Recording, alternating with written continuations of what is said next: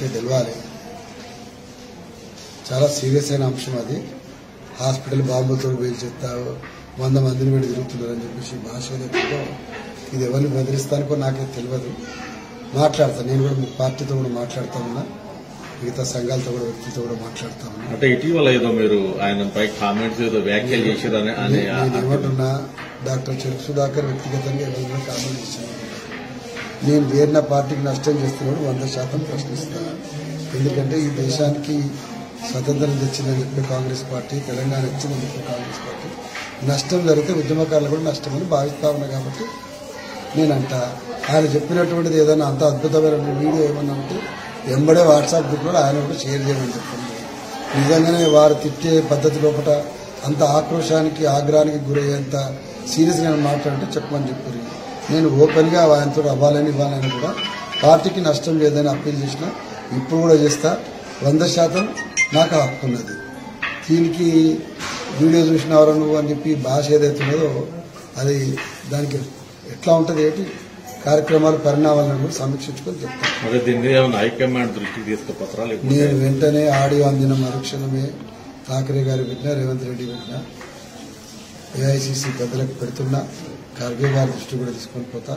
ఎందుకంటే అసలు ఏం చేస్తున్నారు, ఎప్పటిదాకా ఇట్లాంటి వాళ్ళకు పెత్తనం కొనసాగుతుంది పార్టీలు కూడా పెద్ద ప్రశ్నార్థకమే.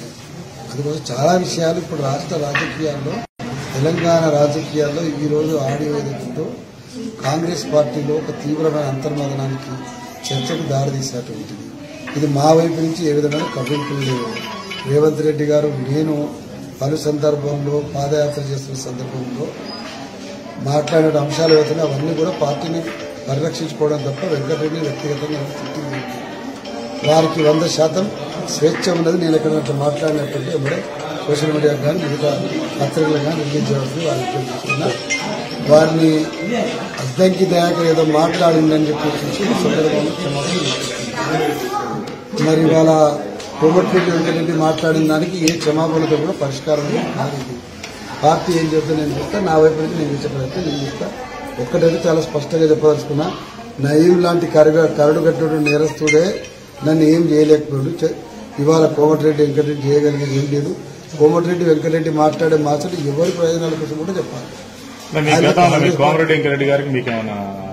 నాకెన్నడూ ఏ వ్యక్తిగతమైనటువంటి పంచాయతీ లేదు, నాకు అట్లాంటి యాటిట్యూడ్స్ కూడా లేదు. నాకు కేవలం కోమటిరెడ్డి వెంకటరెడ్డి కాదు. హాయ్ ఫ్రెండ్స్, మా టుడే టుమారో యూట్యూబ్ ఛానల్ చూస్తున్నందుకు చాలా థ్యాంక్స్. మరిన్ని లేటెస్ట్ వీడియోస్ కోసం వెంటనే సబ్స్క్రైబ్ చేయండి. అలాగే ఈ బెల్ ని కూడా రింగ్ చేసేయండి. మా నోటిఫికేషన్స్ అన్ని మీ మొబైల్లో వస్తాయి. అలాగే మా వీడియోస్ మీకు నచ్చితే లైక్ చేయండి, షేర్ చేయండి, నచ్చకపోతే కామెంట్ చేయండి.